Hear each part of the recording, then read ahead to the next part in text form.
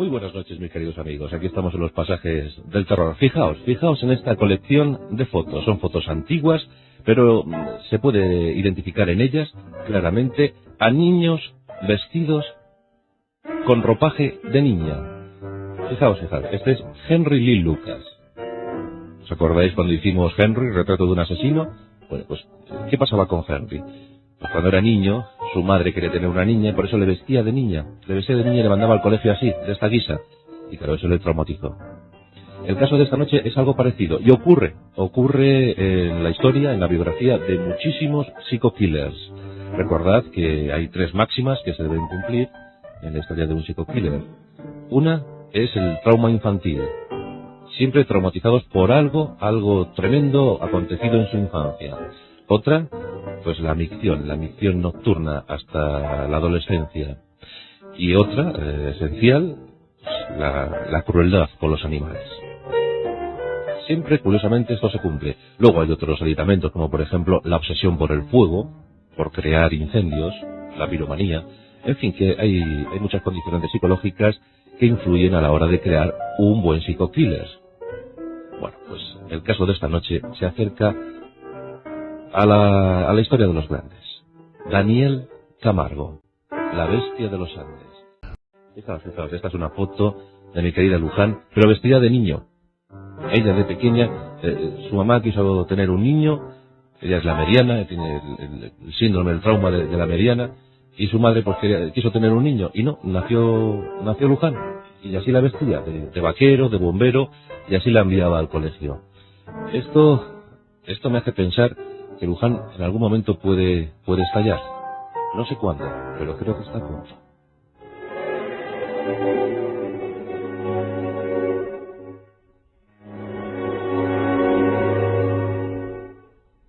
Nacido el 22 de enero de 1931 en los Andes colombianos. En esa fecha empezó a gestarse una historia feroz, la de Daniel Camargo. Un niño monísimo, un niño que llegara a ser alto, estilizado, y además que llegó a dominar 3 idiomas. En fin, que un colombiano culto y refinado. Sin embargo, sus obsesiones iban por otro camino. No era la cultura precisamente la que iba a dominar su vida. Con tan solo 1 año de vida, su madre murió, su madre falleció. Y su padre se casó con otra. Otra que precisamente tenía la idea feliz de tener una niña. Pero eso no pudo ser. Eso no se pudo consumar. Y entonces fijó su atención en el niño que ya estaba en ese hogar, en esa familia. Y quiso que ese niño se convirtiera en niña. Y empezó a vestirle con las ropas que ella hubiese deseado poner a su hija, a la hija que nunca tuvo. Y ese niño lo pasaba muy mal, realmente lo pasaba mal. Con 5, 6, 7 años tenía que sufrir el vestirse de niña, ir al colegio con esos atuendos. Los compañeros se reían, se mofaban de él. Pero su madrastra estaba feliz porque por fin tenía la hija querida, la hija anhelada. No podía sospechar que estaba minando la mente, que estaba minando el ánimo, el sentir, la psicología de aquel jovencito. Un jovencito muy preocupado por las continuas palizas que le propinaba su padre, el alcoholismo de su tío, los abusos sexuales que le propinaba su hermana. Como podéis observar, como podéis comprobar, el niño era blanco de todas las complejidades de su familia.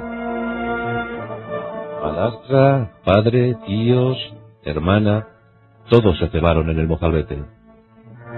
Daniel Camargo empezaba a presentar aspectos peculiares, aspectos que le identificaban ya como un futuro candidato a psycho-killer. Y en efecto, así fue. Siendo adolescente tuvo que abandonar los estudios en aquel colegio León XIII de Bogotá. Ya era un chico complicado, ya era un chico difícil. Un chico autodidacta, por otra parte. Se interesaba por la vida, se interesaba por lo que le rodeaba. Aprendía solo, aprendía de las calles. Como otros de su especie, era sumamente inteligente. Con 29 años se casó. Pero esa unión solo duró 7. Pues cuando se cumplió este tiempo, a los 7 años de estar casado, pilló infraganti a su mujer con otro. Eso le hizo que lo pasara muy mal. Y eso le hundió en la más absoluta de las miserias. Abatido, deprimido, más obsesionado que nunca con la infidelidad, empezó a gestar sus planes macabros. Empezaba a preparar planes para castigar la infidelidad. Una nueva obsesión afloró en su mente, la virginidad. Quería relacionarse con muchachas vírgenes. Solo quería eso. Solo buscaba la pureza. A lo mejor la pureza que no había encontrado de pequeño, de niño. Con una de sus amantes concibió una estrategia, la de entregar somníferos, la de suministrar somníferos a jóvenes muchachas para que quedaran adormecidas y así él poder consumar sus planes, violar a las vírgenes. Eso era lo que le motivaba. Era una forma de tener a esa chica siempre bajo su merced, siempre bajo su presión, bajo su mando. Él sería el primero en entrar ahí. Él sería el primero en poseerlas. Sí, había que castigar la infidelidad. Poco a poco, las muchachas fueron cayendo. Aquella amante, siempre cómplice, siempre disciplinada, le abandonó. Y tras consumar una violación, Daniel Camargo fue detenido. Detenido y acusado de violación. Fue condenado a unos cuantos años de cárcel. Le iban a caer 15 años de cárcel. 15 años que no cumpliría. Recluido en una isla colombiana. Pasó 10 años mirando el infinito, mirando al mar. Nadie podía escapar de aquella isla. Pero un buen día del año 1984, habían pasado ya 10 desde su condena. Llevaba 10 años recluido en aquella isla, en plena soledad, en auténtica soledad.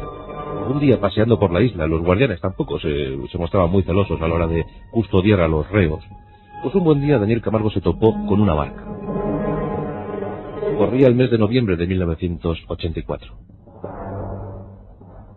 En esa fecha todavía no se había constatado que Daniel Camargo hubiese matado a nadie. Seguramente ya lo había hecho, pero nadie lo había constatado. Nadie había denunciado. Nadie sospechaba sobre él. Solo pensaban que era un simple violador. Pues ese día de noviembre del 84 encontró esa barca, una barca varada en una playa de la isla. Y con ella escapó. Durante 3 días, sin comida, sin agua, estuvo remando. Estuvo avanzando por aquellos mares inhóspitos, hasta que consiguió llegar a la costa. La singladura llegó a buen puerto, a buen fin. Daniel Camargo, más obsesionado que nunca, odiando como nunca, había ideado ya su próxima táctica. Le habían detenido por dejarlas vivas. Desde ahora, ni una sola quedaría viva. Una vez consumada la violación, las mataría, las asesinaría. Eran auténticas víboras, había que acabar con ellas. Eran infieles y debían pagar por ello. Él había sufrido mucho, ni un solo hombre más sufriría por eso. Él era el brazo de la justicia. Él a sí mismo se había entregado esa orden, la orden del justiciero. Desde el año 84 comenzó su vorágine de maldad y terror. Nunca se sabrá a cuántas asesinó. Nunca se sabrá a cuántas violó. Se habla de más de 150 mujeres. 150 mujeres que iban cayendo una tras otra. Solo se pudieron demostrar 71 asesinatos, y digo solo 71. La técnica era brutal. Sí, cuentan que Daniel Camargo, tras realizar una de sus tropelías, tras cometer alguno de sus asesinatos, pues sentía repugnancia, sentía terror, tenía esa especie de mala conciencia. Se decía a sí mismo, no lo volveré a hacer más. Pero el sadismo, la hazaña, el cómo realizaba esas torturas, esos asesinatos, nos hablan de un ser muy atormentado, un ser casi diabólico.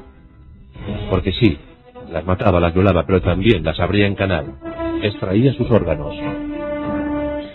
sacaba vísceras, riñones, pulmones, tráqueas, corazones. Cuando fue detenido por última vez, le dijeron, ¿por qué? ¿Por qué sacaba los órganos a sus víctimas? Él decía, yo nunca lo hice. No recuerdo nada. En todo caso, los corazones, sí, porque el corazón es el auténtico órgano del amor. Decía que sacaba aquellos corazones por amor, por una última compasión. Le sacaba el órgano del corazón. No se acordaba de nada. Su mente se bloqueaba, olvidaba los recuerdos más macabros. Pero creedme que su técnica llegó incluso a ser sofisticada. Él repugnaba todo lo que supiera a sangre, a vísceras. Por eso llevaba una maletita para cometer sus crímenes. Sí, en esa maletita llevaba una muda, llevaba ropa nueva, una camisa, porque como solía mancharse de sangre, solía empaparse de sangre y de vísceras, pues eso le asqueaba, no le gustaba. Por eso, tras cometer un asesinato, se cambiaba de camisa, se cambiaba de pantalones, de zapatitos, y se iba tan fresco. Además, le gustaba mucho, si veía que sus manos quedaban manchadas por la sangre, pues orinar sobre ellas, miccionar sobre ellas para lavarse. Se lavaba con sus propios orines.